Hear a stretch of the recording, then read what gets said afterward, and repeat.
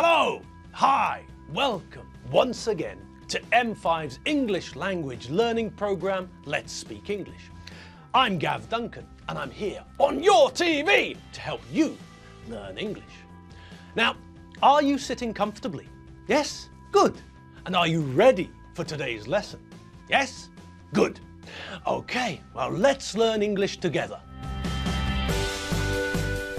Hi, people. Hello, hello, and hello. So, how are you all today? Is your day going well? Yes? Good. Mine is too.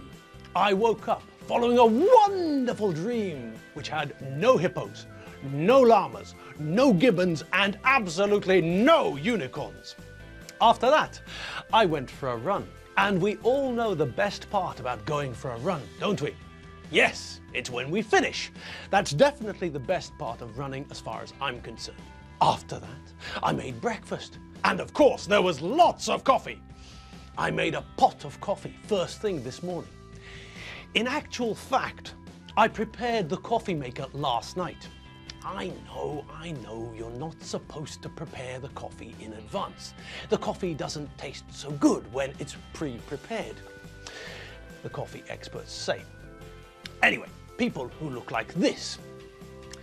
These people say that if you grind the coffee beans, fill the coffee maker, and then don't make the coffee, then the flavour of the coffee taste won't be as good. The flavour of the coffee won't be as intense as usual. Well, okay, perhaps the experts are correct, but, and here's the thing, our grinder, the machine we use to turn coffee beans into coffee grounds of coffee that we can put in the coffee maker. Well, our grinder is really, really loud. It makes a horrible noise, a horrible, long, whining noise which starts as a low-pitched noise and then works up into a crescendo of a horrible, whining, high-pitched noise. And if I'm getting up early in the morning, I can't grind coffee beans, can I? No, not with this coffee grinder. Everyone in the house would wake up. Everyone in the house would wake up and start complaining. So, I grind the beans the night before, put the water into the coffee maker, put the ground coffee into the basket, and screw the coffee maker together. That means that in the morning, all I have to do is turn the hob on, and in 4 minutes, the coffee will be ready. And maybe the coffee experts are right. Maybe the flavour of the coffee isn't as intense as when I make it fresh, but at that time in the morning, I don't think my tongue is awake. And to be honest, I can't tell the difference. Now maybe if I made the coffee and then let the coffee sit in the coffee maker for thousands of years, maybe then I would look like something like this. And then it wouldn't be important how intense the flavour of the coffee is. Okay, so back to where we were. I had lots of coffee, and now, after a nice dream, no llamas, after a run, coffee, breakfast, and more coffee, I'm here, in the studio, ready to start today's lesson. And yes, it's still a mini revision lesson. In fact, it's the last one of the week, because, as I'm sure I don't have to tell you all, today's our favourite day of the week. Today's Friday. And I know that you've all got that Friday feeling. So, onwards we go, onwards into the lesson. And then later, after we've had a shower and checked that we don't smell like our dinosaur's armpit, then it's into the night, to the pub, or to a restaurant, or to a house party, or something else. Right, see you on the other side. Think about the situation if you have a problem with your computer. If your computer isn't working properly, for example. You take your computer to the computer repair centre. Tell them what the problem is, and then the computer technicians try to locate, try to find, try to identify the source of the problem. They look in the computer to see where the problem starts. They want to find the source of the problem so that they can fix the problem, so that they can repair the computer, so that they can eliminate the problem and make your computer work properly. Think about journalists and police detectives.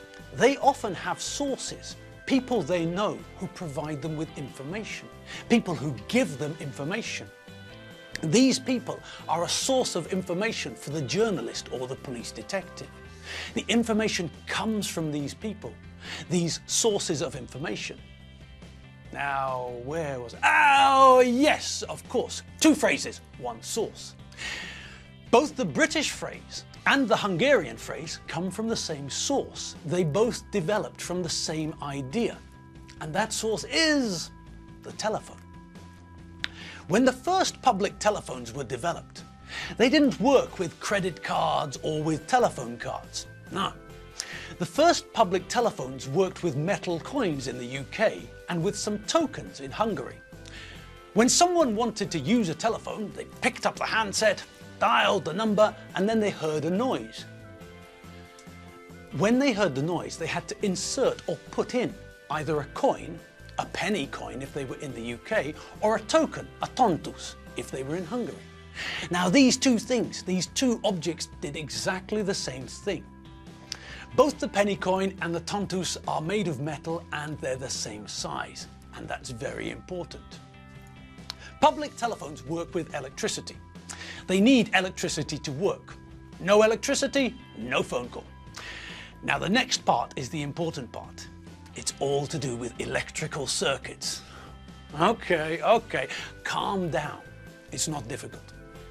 A circuit is the idea of an approximately circular line which starts and ends in the same place. Think about when you were at school.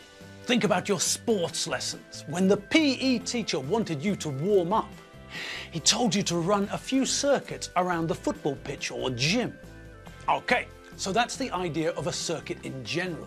But the circuit we're interested in is an electrical circuit. An electrical circuit is the same sort of thing. Electricity and something which works with electricity connected with wires. Now, here's a picture of a very simple circuit. Okay, so as you can see, in this circuit, we've got a battery to provide or give us electrical power, a light bulb, and a switch. All of them are connected by blue wires, but this circuit is broken. The switch is switched off, so the electricity can't complete the circuit. So the light bulb is not on. There's no light. Now, I know you all know, but I'm going to ask anyway. What happens when we complete the circuit? What happens when we connect the switch, when we turn the switch on? That's right. When we complete the circuit, then the electricity can travel around the electrical circuit through the wires, and the electricity can connect to the light bulb. The electricity can reach the light bulb and provide electrical power for the light bulb to work, like this. All right, that's better, isn't it?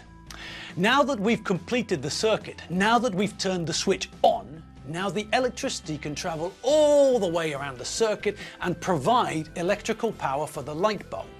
Now the light bulb is working, it's giving out light, it's lit up, it's illuminated. Brilliant. Now, stay with me for a minute. This is where the phone comes in. A public phone works in the same way as this electrical circuit. The circuit is broken until you give the phone company something. And that something is money. Yes, kids, that's right. The phone company won't let you phone for free. You have to give them some money, some cash, some dough, some wonga. You have to pay to use the phone. Okay, now, back to the penny and the tontus. What do we know about them? Well, there's one very important fact that we know about them. They're all the same size. Pennies and tokens are made by machines. They're cut to the same size. So if I have a penny and you have a penny, then we know that they're the same size. If you've got 10p and I've got 10p, then we know that the two coins are the same size. Look at this photo of 1 and 2 penny coins. All the 1 pennies are the same size, and all the 2 pennies are the same size. And the same is true of tokens. They're made by a machine. They're all the same size. Okay, now why is this important? Because inside the public phone, inside the box where you put the money or the token, the switch is operated when a coin or token of a certain size enters the machine. So when I put in a penny, the machine recognizes the size of the coin, the switch is activated, the circuit is completed, and the electricity connects to the phone so that I can make a phone call. If I put a token into a token-operated phone, the same thing happens. The machine recognizes or detects that a token of the correct size was inserted and the switch is activated. The circuit is completed and the electricity flows all the way around, which means that I can make a phone call. So, when the penny drops, the circuit is completed. The electricity flows all the way around and ping! One day you may be able to call home and automatically turn off the oven. Everything is clear. So, what did Lizzie mean when she said to Tim, "The penny's dropped"? Yes, that's right. She meant that the circuit in Tim's head is now complete. The electricity is flowing around his brain and he understands. The switch has been turned on. Contact has been made. Tim understands. Okay. And what's the Hungarian version? That's right. Lehetetlenül. Exactly the same phrase, exactly the same meaning. The only minor, small difference is that the British use a penny and the Hungarians use a token.